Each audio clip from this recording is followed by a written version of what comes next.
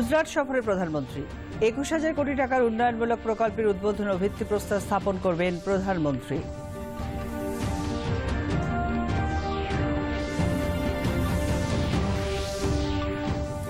শতবর্ষে পড়লেন প্রধানমন্ত্রী নরেন্দ্র মোদীর মা হীরাবেন মোদী।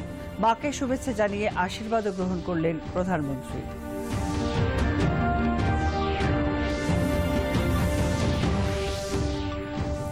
কয়েকদিনের মধ্যেই জারি হচ্ছে অগ্নিপথ যোজনার আওতায় নিয়োগের বিজ্ঞপ্তি, জানালেন সেনাপ্রধান।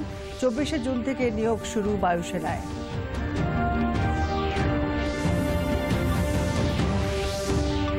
অগ্নিপথ যোজনার বিরুদ্ধে বিভ্রান্তিমূলক প্রচারের জেরে বিক্ষোভ বিভিন্ন রাজ্যে। ট্রেন ভাঙচুর না করার আবেদন রেলমন্ত্রী অশ্বিনী বৈষ্ণবের।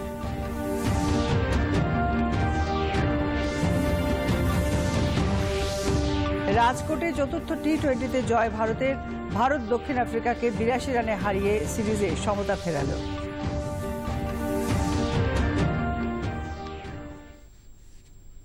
নমস্কার, আসছে বিস্তারিত খবরে।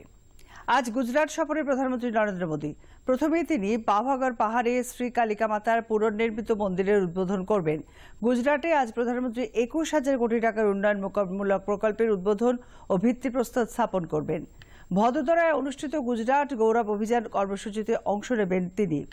৩৫৭ কিলোমিটার দীর্ঘ New Palanpur dedicated freight corridor, ১৬৬ kilometre দীর্ঘ আহমেদাবাদ বোটাদ সেকশনে গেজ রূপান্তর ও ৮১ কিলোমিটার দীর্ঘ পালানপুর সেকশনে বিদ্যুতায়ন প্রকল্প আজ জাতির উদ্দেশ্যে উৎসর্গ করবেন প্রধানমন্ত্রী। এছাড়াও রেলওয়ে সেক্টরে একাধিক উদ্যোগে ভিত্তিপ্রস্তর স্থাপন করবেন তিনি। ভদোদরার কাছে জাভই তালুকের কুন্দেলা গ্রামে গুজরাট কেন্দ্রীয় বিশ্ববিদ্যালয়ের ভিত্তিপ্রস্তর স্থাপন করবেন মোদী। পাশাপাশি মা ও শিশুদের স্বাস্থ্যের উন্নতির দিকে নজর দিয়ে মোদী আজ মুখ্যমন্ত্রী মাতৃশক্তি যোজনা চালু করবেন। প্রধানমন্ত্রী নরেন্দ্র মোদীর মা আজ শতবর্ষে পা দিলেন। প্রধানমন্ত্রী মায়ের সঙ্গে দেখা করে জন্মদিনের শুভেচ্ছা জানান, কুশলাদি বিনিময় করেন এবং মায়ের আশীর্বাদ নেন। এই বিশেষ দিনটি স্মরণীয় করে রাখতে গান্ধীনগরে একটি রাস্তার নামকরণের সিদ্ধান্ত নেওয়া হয়েছে প্রধানমন্ত্রীর মা হীরাবেন মোদীর নামে। গান্ধীনগরে রায়সন পেট্রোল পাম্প থেকে ৮০ মিটার লম্বা এক রাস্তার নামকরণ পূজ্য হীরাবেন মার্গ রাখা হবে। গান্ধীনগর পুরসভা থেকে এক বিবৃতিতে জানানো হয়েছে, ভবিষ্যৎ প্রজন্ম যাতে হীরাবেনের ত্যাগ সেবা থেকে শিক্ষা নিতে পারে সেই উদ্দেশ্যে এই ৮০ মিটার সড়কটির নামকরণের সিদ্ধান্ত নেওয়া হয়েছে।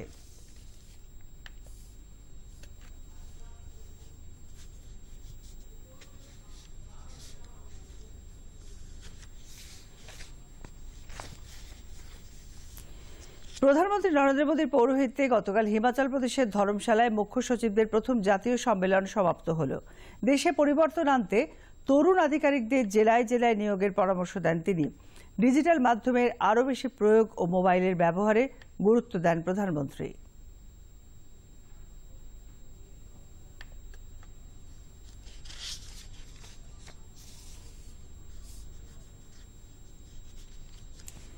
সেনাবাহিনীতে অগ্নিপথ যোজনার আওতায় নিয়োগের বিজ্ঞপ্তি কয়েকদিনের মধ্যেই প্রকাশ করা হবে। joinindianarmy.nic.in ওয়েবসাইটে আবেদন করা যাবে। ডিসেম্বর থেকেই প্রশিক্ষণ শুরু হবে, জানালেন সেনাপ্রধান জেনারেল मनोज पांडे। जहां तक युवाओं का सवाल है, मेरी यह राय है कि उनको ये स्कीम के बारे में पूरी तरह अभी तक जानकारी सही तरह से मिली नहीं है। एक बार ये समझ जाएंगे पूरे स्कीम के बारे में तो उन्हें विश्वास होगा कि यह स्कीम न सिर्फ युवाओं के लिए बल्कि राष्ट्र और भारतीय थल सेना तीनों के लिए फायदेमंद और जरूरी है। पिछले 2 दिन में हमारी कई मंत्रालयों ने, राज्य सरकारों ने, कॉरपोरेट्स ने और कई एजेंसीज ने भी इस स्कीम के बारे में कई इनिशिएटिव्स अनाउंस किए हैं। मुझे लगता है इसके फलस्वरूप युवा में इसके बारे में ज्यादा भरोसा या वो ज्यादा आश्वस्त होंगे। সেনাপ্রধান বলেন, অনেকে এই প্রকল্প সম্পর্কে সম্পূর্ণ না জেনে বিরোধিতা করছেন। এই প্রকল্প যুব সমাজ, রাষ্ট্র এবং সেনাবাহিনী তিন পক্ষের কাছে লাভজনক ও জরুরি। বায়ুসেনা প্রধান air chief marshal B.R.. Chowdhury জানিয়েছেন, চলতি মাসের ২৪ তারিখ থেকে বায়ুসেনাতে অগ্নিপথ যোজনার মাধ্যমে নিয়োগ প্রক্রিয়া শুরু হয়ে যাবে। for the first induction has been increased to 23 years of age. This change would permit a larger section of the youth to enroll as Agniveers. I am also glad to inform that the selection process for the Air Force will start from 24th June. Jai Hind. রেলমন্ত্রী অশ্বিনী বৈষ্ণব বলেছেন, rail জাতীয় সম্পত্তি, এর ক্ষতি করা ঠিক নয়। ট্রেনে ভাঙচুর না চালাতে বিক্ষোভকারীদের প্রতি আবেদন জানিয়েছেন তিনি। मेरा सभी बंधुओं से निवेदन है कि रेलवे आपकी संपत्ति है, रेलवे राष्ट्र की संपत्ति है, इसको किसी भी तरह का नुकसान न पहुंचाए। आपकी बात सरकार संवेदनशीलता के साथ सुन रही है और किसी भी मुद्दे पे डिस्कशन करना उचित रहता है। इस तरह से रेलवे की संपत्ति को कोई नुकसान न पहुंचाए, ऐसा मेरा सबसे निवेदन है। কোভিড মহামারীর কারণে 2 বছর সেনাবাহিনীতে নিয়োগ সম্ভব হয়নি। অগ্নিপথ যোজনার প্রতিরক্ষা ক্ষেত্রে কর্মসংস্থানের নতুন সুযোগ এনে দিয়েছে বললেন প্রতিরক্ষা মন্ত্রী রাজনাথ সিং। দেশের যুবাদের প্রতি এই সুযোগের লাভ নেওয়ার আবেদন জানিয়েছেন তিনি। सेना बनाने के लिए उस दृष्टि से आज कैबिनेट कमेटी ऑन सिक्योरिटी ने भी एक ऐतिहासिक फैसला किया है। आज का अग्निपथ नामक एक ट्रांसफॉर्मेटिव योजना हम ला रहे हैं, जो हमारी आर्म्ड फोर्सेस में ट्रांसफॉर्मेटिव चेंजेज लाकर उन्हें फुली मॉडर्न और वेल इक्विप्ड बनाएगी। अग्निपथ योजना में भारतीय नौजवानों को बतौर अग्निवीर आर्म्ड फोर्सेस में सेवा का अवसर प्रदान किया जाएगा। অগ্নিপথ যোজনার পক্ষে সওয়াল করলেন স্বরাষ্ট্রমন্ত্রী অমিত শাহ। এক টুইট বার্তায় তিনি বলেন, কোভিড মহামারীর কারণে 2 বছর নিয়োগ প্রক্রিয়া বন্ধ রেখেছিল সেনা, কিন্তু দেশ রক্ষায় বীর জওয়ানদের দরকার, তাই আনা হয়েছে অগ্নিপথ যোজনা। এই সুযোগ নিয়ে জীবন গড়ে নিতে পারবে যুবারা।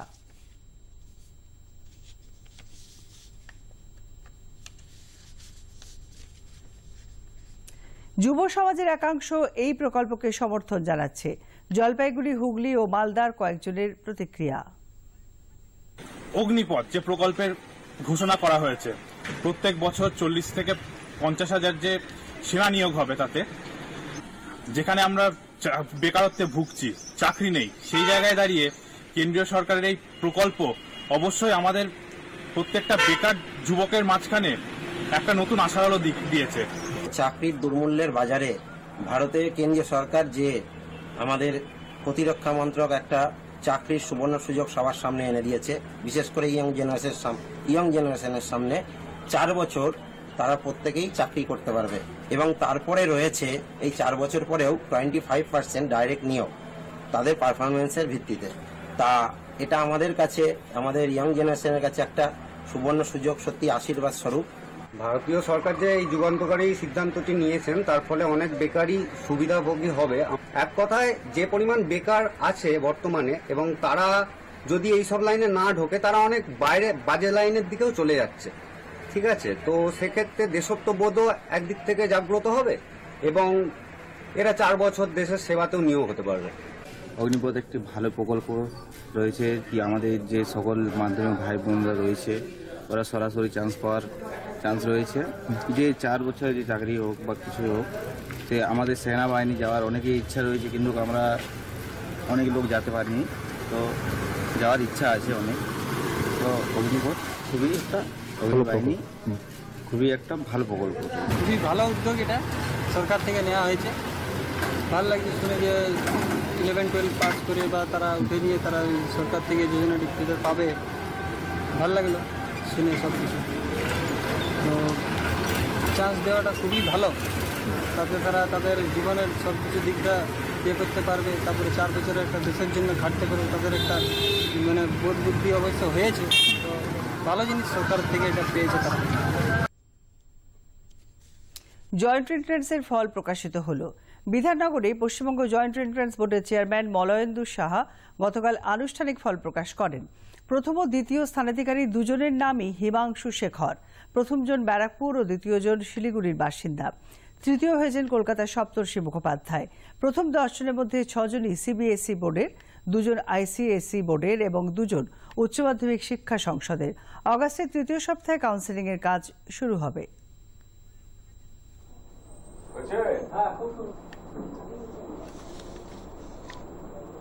Total number of candidate register করেছিল, যারা নাকি পরীক্ষা দিতে ইচ্ছুক তার রেজিস্টার করেছিল 1,01,413 জন। Total number of candidates appear করেছে 81,393। এবার যারা পরীক্ষা দিয়েছে তাদের মধ্যে 98.5% ছাত্রছাত্রী র্যাঙ্ক পেয়েছে। এবার সাকসেসফুল ক্যান্ডিডেট যেটা 80,132 জন পেয়েছে, তাদের মধ্যে আমাদের ছাত্রদের সংখ্যা হচ্ছে 58,623, 73.2%, এবং ছাত্রীর সংখ্যা হচ্ছে 21,509।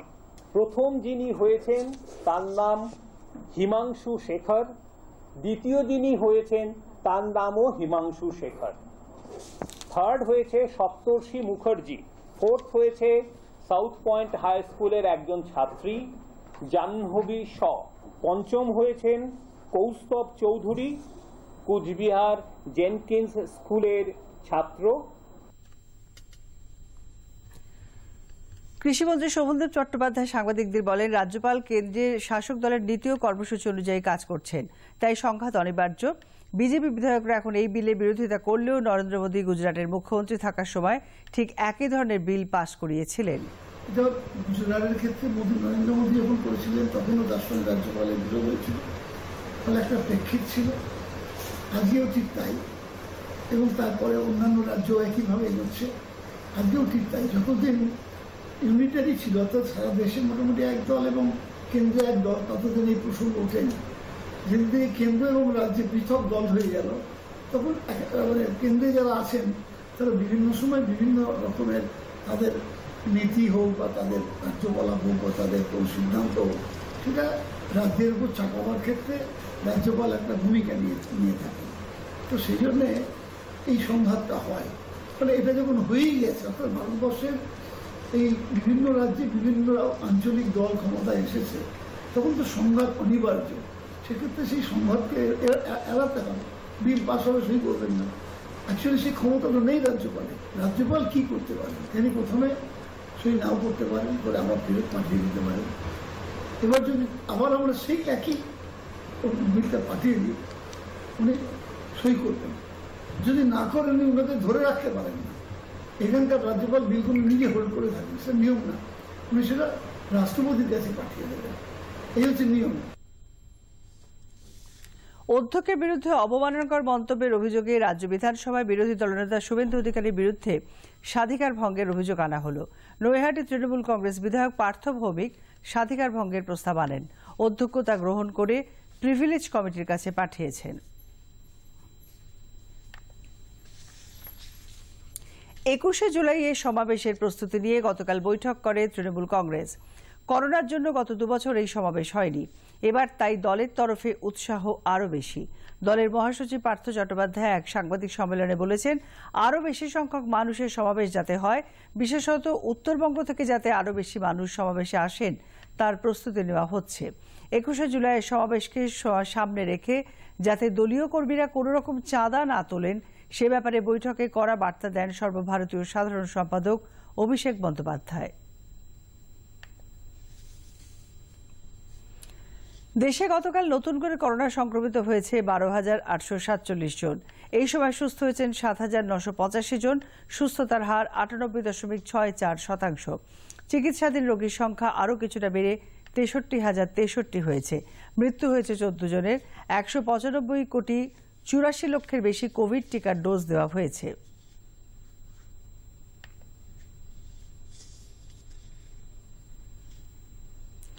এক লাফে 300 দোরগোড়ায় পৌঁছল রাজ্যের দৈনিক করোনা সংক্রমণ। শীর্ষে রয়েছে কলকাতা। গতকাল রাজ্যে করোনা আক্রান্ত হয়েছেন 295 জন। কলকাতায় সংক্রমিত 128 জন। দ্বিতীয় স্থানে রয়েছে উত্তর 24 পরগনা, সেখানে আক্রান্তের সংখ্যা 81। ঊর্ধ্বমুখী এই হার চিকিৎসকদের উদ্বেগ বাড়িয়ে তুলছে। স্বস্তি একটাই, 24 ঘন্টায় প্রাণহানির কোনো খবর নেই। দীর্ঘ 1 দশক পর আবার রাজ্যে পাওয়া গেল পোলিও ভাইরাসের জীবাণু। বিশ্ব স্বাস্থ্য সংস্থা হুর রিপোর্ট পাওয়ার পর সতর্ক কলকাতা পুরসভার 15 নম্বর বড়োর সবকটি ওয়ার্ড। প্রতিটি ওয়ার্ডে 100% টিকার লক্ষ্য নেওয়া হয়েছে। এক দশক পর ফের কলকাতা শহরে মিলল পোলিও জীবাণু। স্বাস্থ্য দপ্তর সূত্রে খবর, কলকাতা পুর এলাকার 15 নম্বর বড়োর মেটিয়াবুরুজ এলাকায় গত মার্চ মাসে বিশ্ব স্বাস্থ্য সংস্থার নজরদারির সময় মিলেছে লাইভ পোলিও ভাইরাস বা ভিডিপিডি টাইপ 1। স্বাস্থ্য ভবন সূত্রের খবর, এরপর গোটা এলাকায় নজরদারি চালানো শুরু হয়েছে দপ্তরের তরফে। তবে এখনো পর্যন্ত কোনো পোলিও আক্রান্তের খোঁজ মেলেনি ওই এলাকায়। খোলা জায়গায় মলমূত্র ত্যাগের ফলে এই ভাইরাসটি বাইরের পরিবেশে চলে আসতে পারে বলে মত বিশেষজ্ঞদের। স্বাভাবিকভাবেই এই ঘটনায় আতঙ্ক ছড়িয়েছে। ভাইরাসটি ছড়িয়ে পড়বে কিনা সেই আশঙ্কা রয়েছে। এই পরিস্থিতিতে পোলিও রুখতে আরও সতর্ক হয়েছে স্বাস্থ্য ভবন, সতর্ক পুরসভাও। ইতিমধ্যে একাধিক বৈঠক হয়েছে ওই ওয়ার্ডে। জোর দেওয়া হয়েছে পোলিও টিকাকরণের ওপর। এদিন মেটিয়াবুরুজের বিভিন্ন ওয়ার্ডে নিকাশির বেহাল ছবি ধরা পড়ল দূরদর্শনের ক্যামেরায়। ইতিমধ্যে ওই এলাকার মানুষরা কিছুটা আতঙ্কিত হয়ে পড়েছেন। পোলিও টিকাকরণের জোর দেওয়ার দাবি তুলেছেন সাধারণ বাসিন্দারা। আমার পাশের বাড়ির পাশেই যে ড্রেনটা আছে, ওই ড্রেনে গতকাল ওই পোলিওর জীবাণু ধরা পড়েছে। এটা নিয়ে আমরা খুব আতঙ্কিত আছি। আমরা চেয়ারম্যানকে একটা চিঠি করেছি যে ওই ড্রেনটা পরিষ্কার করে দেওয়া, নিকাশি ব্যবস্থাটা ওখানে পরিষ্কার করে দেওয়ার জন্য আমরা চিঠি করেছি। 134 নম্বর ওয়ার্ডে আমি থাকি।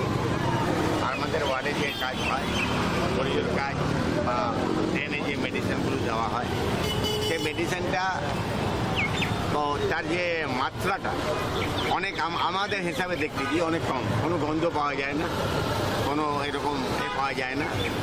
আর এমনি যে মহিলারা পোলিও ঘরে ঘরে যায় আর সেন্টারের লোক যে দিচ্ছে, কিন্তু পোলিওর যে বাক্সগুলো আমরা চেক করেছি অনেক সময়, ওই বাক্সতে যে আইস দেওয়া হয়, সে আইসটা আমি দেখলাম পাইনি। করোনার সময় ঠিকমতো টিকা করা না হওয়ার ফলেই পোলিও জীবাণু পাওয়া গেল বলে মনে করছেন ওই বড় চেয়ারম্যান রঞ্জিত শীল। তিনি দূরদর্শনকে বলেন, দেখুন এখানে গার্ডেন গিয়ে পাস পোলিও মানে টিকাকরণ, সেই টিকা কিছু কিছু জায়গায় একটু ইতস্ত ভাব করে, মানে বাচ্চাদের খাওয়ানোর জন্য। কিন্তু ওটা আমরা 3-4 বছর আগে এক ড্রাইভ মেরেছিলাম আমরা, তাতে সাকসেস হয়েছিলাম, অনেকটাই কমেছিল, ওটা সাকসেস করতে পেরেছি। কিন্তু তারপরে এই করোনার সময় লকডাউন হওয়ার পর থেকে আবার 2-1 জায়গায় একটু টিকাকরণটা খাওয়ানোর সংখ্যাটা একটু কমেছে, মানে লোক খাওয়াতে চায় না। তো যাই হোক, এর জন্য কিন্তু অলরেডি আমরা প্রিপারেশন নিয়ে নিয়েছি। আমরা এর জন্য মিটিংও করেছি, বিশেষ করে ইমাম সাহেবদের জন্য নিয়ে, তারপরে মেয়র সাহেব ছিলেন, ডেপুটি মেয়র ছিলেন, আমরা সব কাউন্সিলররা ছিলাম, চেয়ারম্যান আমরাও ছিলাম। তো মোটামুটি আমরা আবার সেই ধরনের প্রিপারেশন নিয়েছি যাতে এটা কমানো যায়, এবং বিশেষ করে কয়েকটি ওয়ার্ডে আমরা মিটিংটা শুরু করে দিয়েছি যাতে এই টিকাকরণটা ফুল ভেজে মানুষ নেয়, ব্যবহার করে, সেটা আমরা চেষ্টা করছি। আর যে জায়গায় একটা জায়গায় ওই যে বললেন যে আপনাদের জাম পাওয়া গেছে, কিন্তু সেটা আমরা দেখেছি খুব একটা মারাত্মক কিছু নয়। এটা হলো এগুলো যারা এই টিকা খাওয়াবার পরও অনেক সময় তাদের ওই মল থেকে ওই জামটা বেরোয়, সেই ধরনের একটা কিছু পেয়েছে, কিন্তু খুব একটা হেভি ব্যাপার যে কিছু সেটা নয়। 2011 সালে হাওড়ার পাঁচলায় দেশের শেষ পোলিও আক্রান্তের খোঁজ মিলেছিল। পরে 2014 সালে ভারতকে পোলিও মুক্ত ঘোষণা করে বিশ্ব স্বাস্থ্য সংস্থা।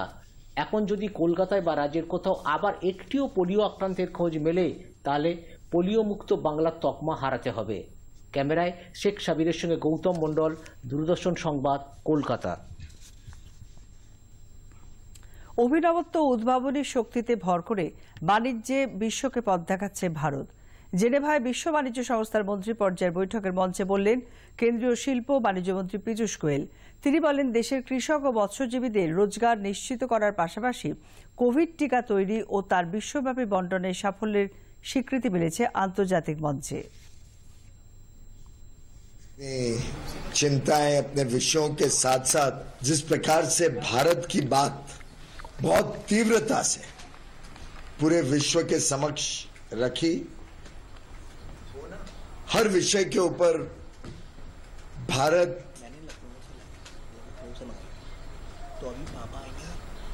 विकासशील देशों का आवाज बनके पहचान में आई और एक प्रकार से जो माननीय प्रधानमंत्री नरेंद्र मोदी जी ने हम सबको सक्षम बनाया कि भारत एक विश्व गुरु के रूप में, एक विश्व शक्ति के रूप में दुनिया की लीडरशिप करे, उसका एक प्रतीक WTO कॉन्फ्रेंस में देखने को मिला। তীব্র জ্বালানি সংকট দেখা দিয়েছে শ্রীলঙ্কায়। আর মাত্র 5 দিনের জ্বালানি মজুত রয়েছে সে দেশে। পাম্পগুলির বাইরে দীর্ঘ লাইন দেখতে পাওয়া যাচ্ছে। কখনো কখনো গাড়ির মালিকরা পেট্রোল ডিজেলের জন্য রাতভরও লাইন দিচ্ছেন। জ্বালানির জন্য ভারতের তরফে ফের বড় অঙ্কের অর্থ সাহায্যের অপেক্ষায় দ্বীপরাষ্ট্র। ইউরোপীয় ইউনিয়নের সদস্যপদ পাওয়ার জন্য ইউক্রেন যে আবেদন জানিয়েছে তাতে ইতিবাচক সাড়া পাওয়ার সম্ভাবনা ক্রমশই জোরদার হয়ে উঠছে। ব্রিটিশ প্রধানমন্ত্রী বরিস জনসন ইউক্রেনের রাজধানী কিভে গিয়ে সেদেশের রাষ্ট্রপতি জেলেনস্কির সঙ্গে বৈঠক করেন। এর আগে জেলেনস্কির সঙ্গে বৈঠক করেছেন ফরাসি রাষ্ট্রপতি Emmanuel macro, German chancellor wolf Scholz, ইতালির প্রধানমন্ত্রী ম্যারিও দ্রাঘি। প্রত্যেকেই ইউরোপীয় ইউনিয়নের ইউক্রেনের অন্তর্ভুক্তির বিষয়ে ইতিবাচক পদক্ষেপের আশ্বাস দিয়েছেন। আর্জেন্টিনায় নতুন জীবন পেল 12টি পেঙ্গুইন। বুয়েনোস আয়ার্স থেকে ফেব্রুয়ারি ও এপ্রিল মাসে এগুলিকে উদ্ধার করা হয়েছিল। মুন্ড মারেনো ফাউন্ডেশন নামে একটি সংস্থা এগুলির সেবা শুশ্রূষা করে। পেঙ্গুইনগুলি অপুষ্টি, জলশূন্যতা ও পরজীবী সংক্রমণে ভুগছিল। ক্রমাগত জলবায়ুর পরিবর্তন ও খাদ্য সংকটের কারণে এই পেঙ্গুইনগুলি সমুদ্র তটের কাছে চলে এসেছিল। সংস্থাটির উদ্যোগে ফের তাদের ফিরিয়ে দেওয়া হলো।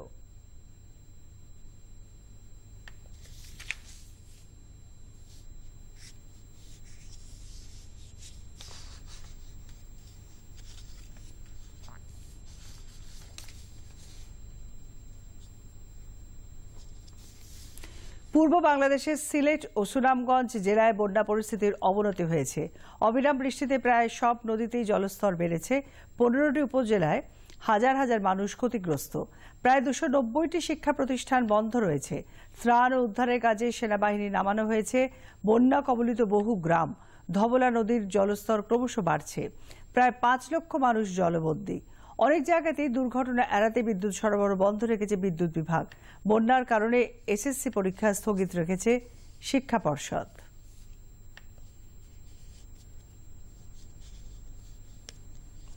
অসমে বন্যা পরিস্থিতি উদ্বেগজনক। বেশ কিছু জেলায় আবহাওয়া দপ্তর অত্যাধিক ভারী বৃষ্টির পূর্বাভাস দিয়েছে এবং লাল সতর্কতা জারি করেছে। জেলাগুলি হল ধুবড়ী, গোয়ালপাড়া, কার্বি আংলং, বরপেটা, বাক্সা, বঙ্গাইগাঁও, নলবাড়ী ও ডিম হাসাও। 13 জুন থেকে একটানা ভারী বৃষ্টিতে জলমগ্ন অনেক জেলায় প্রশাসনের তরফে মানুষজনকে জরুরি প্রয়োজন ছাড়া বাড়ির বাইরে বেরোতে বারণ করা হচ্ছে। রাজধানী গুয়াহাটির জীবনযাত্রা ব্যাহত। প্লাবিত বহু রাস্তা। 24 ঘন্টায় অসমে বন্যায় 4 জনের মৃত্যু হয়েছে। সংবাদ সংস্থার খবর, 25টি জেলায় 11 লক্ষেরও বেশি মানুষ ক্ষতিগ্রস্ত। ব্রহ্মপুত্র সহ বেশ কিছু নদীর জল বিপদসীমার ওপর দিয়ে বইছে। বন্যার জলে প্লাবিত 1510টি গ্রাম। ভেসে গেছে 19,782 হেক্টরের বেশি জমি। 15 নম্বর জাতীয় সড়কে যান চলাচল বন্ধ রয়েছে। বন্ধ রাখা হয়েছে শিক্ষা প্রতিষ্ঠান। খোলা হয়েছে 96টি ত্রাণ শিবির। এতে রয়েছেন 68,000-এরও বেশি বন্যা কবলিত মানুষ। বেশ কিছু জায়গায় ভূমিধসের খবর পাওয়া গেছে। মেঘালয়ে একটানা বৃষ্টিতে বিভিন্ন জায়গায় থেকে ধস নামার খবর পাওয়া গেছে। সিজুতে মারা গেছেন 1 জন। বাগমারাতে হরপা বানে 3 জনের মৃত্যুর খবর পাওয়া গেছে। ভেসে গেছে বেশ কিছু সেতু। খেলার খবর, দক্ষিণ আফ্রিকার বিরুদ্ধে টি-20তে সমতা ফেরালো ভারত। রাজকোটে চতুর্থ টি-20 ম্যাচে ভারত দক্ষিণ আফ্রিকাকে 82 রানে হারিয়ে দিয়েছে। প্রথমে ব্যাট করে নির্ধারিত 20 ওভারে ভারত তোলে 169 রান। দীনেশ কার্তিক 55 ও হার্দিক পান্ডিয়া 46 রান করেন। পরে ব্যাট করে দক্ষিণ আফ্রিকা 9 উইকেট হারিয়ে 87 রান তোলে। ভারতের হয়ে আবেশ খান 18 রানে 4টি উইকেট দখল করেন। প্রথম 2 ম্যাচ হেরে তৃতীয় ও চতুর্থ ম্যাচ জিতে সিরিজের সমতা ফেরালো ভারত। রবিবার সিরিজের শেষ ম্যাচে নির্ধারিত হবে টি-20 সিরিজ জিতবে কোন দেশ।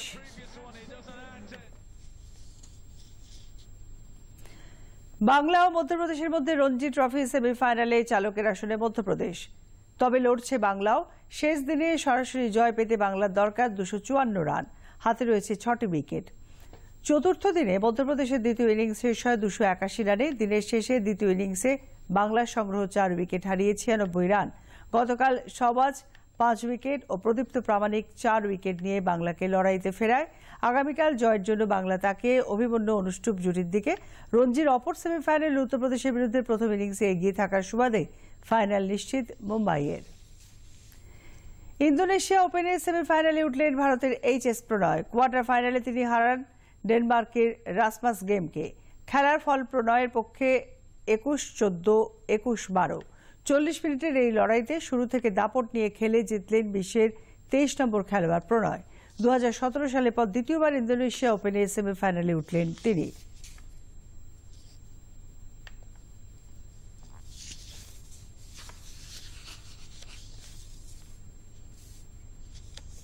এবার আবহাওয়ার খবর। আলিপুর আবহাওয়া দপ্তর সূত্রে জানানো হয়েছে আকাশ আংশিক মেঘলা থাকবে, কোনো কোনো অঞ্চলে বজ্রবিদ্যুৎ সহ বৃষ্টির সম্ভাবনা। গত 24 ঘন্টায় বৃষ্টি হয়েছে 5.6 মিলিমিটার। এখন এক নজরে দেখে নেব বিভিন্ন জেলার সর্বোচ্চ ও সর্বনিম্ন তাপমাত্রা। দার্জিলিংয়ে সর্বোচ্চ 21, সর্বনিম্ন 15 ডিগ্রি সেলসিয়াস। জলপাইগুড়ি 28 ও 23 ডিগ্রি, কোচবিহার 28 ডিগ্রি ও 23 ডিগ্রি, মালদা 34 ডিগ্রি এবং 26 ডিগ্রি সেলসিয়াস, বহরমপুর 32 ও 24, শ্রীনিকেতনে যথাক্রমে 33 ও 24 ডিগ্রি সেলসিয়াস, আসানসোল 30 ও 24 ডিগ্রি, বর্ধমানে 34 ডিগ্রি এবং 25 ডিগ্রি,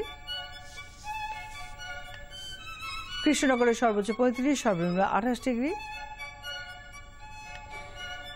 দীঘায় 35 এবং 27 ডিগ্রি সেলসিয়াস, ডায়মন্ড হারবারে 34 এবং 28 ডিগ্রি এবং কলকাতায় সর্বোচ্চ 33.4 এবং সর্বনিম্ন 25.8 ডিগ্রি সেলসিয়াস। শেষ করার আগে শীর্ষ সংবাদ আরও একবার।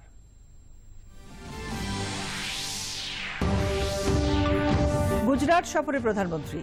21,000 কোটি টাকার উন্নয়নমূলক প্রকল্পের উদ্বোধন ও ভিত্তিপ্রস্তর স্থাপন করবেন প্রধানমন্ত্রী।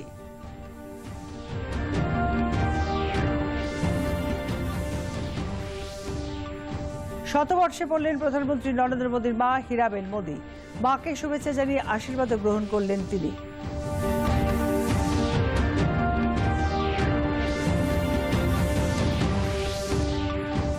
কয়েকদিনের মধ্যেই জারি হচ্ছে অগ্নিপথ যোজনার আওতায় নিয়োগের বিজ্ঞপ্তি, জানালেন সেনাপ্রধান। 24শে জুন থেকে নিয়োগ শুরু বায়ুসেনায়।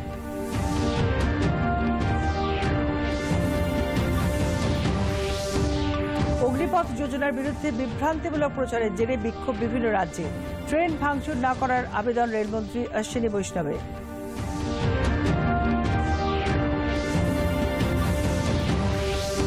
রাজকোটে চতুর্থ টি-20তে জয় ভারতের।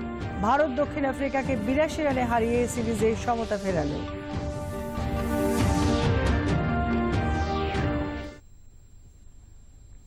সংবাদ এখন এ পর্যন্তই। এবার বেলা 11টায় 5 মিনিটে 15টি খবরের ঝলক। নমস্কার।